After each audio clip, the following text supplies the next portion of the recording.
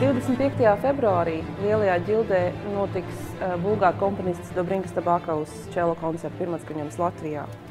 Šis koncerts tika rakstīts 2008. gadā pēc Amsterdamas čelo festivāla pasūtījuma, un tas tika komponēts man un Amsterdamas simfonietai. Un kopš tā brīža es sapņoju šo koncertu nospēlēt arī Latvijā. Un tādā veidā Latvijas klausītāji varēs iepazīties arī ar šo skaņdarbu. Dobrinkas Tabakovas mūzika, man liekas, vienmēr ir likusies ļoti fascinējoša, ļoti svaiga, tīrskanīga un caurstrāvot ar tādu ārkārtīgi pozitīvu enerģiju, kas ir tiešām liels retums laikmetīgajā mūzikā.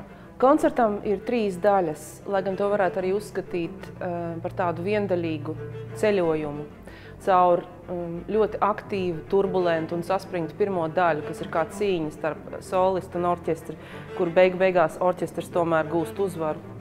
Pēc tam ļoti meditatīva un harmoniski skaista otrā daļa, noslēdzot ar virtuozu, kā kalnu strauts burbuļojošu un aizraujošu finālu, kas ir īsti izaicinājums gan solistam, gan arī orķestrim. Gribas cerēt, ka šis koncerts būs mums visiem brīnišķīgs piedzīvojums, gan orķestriem, gan man, gan arī klausītājiem.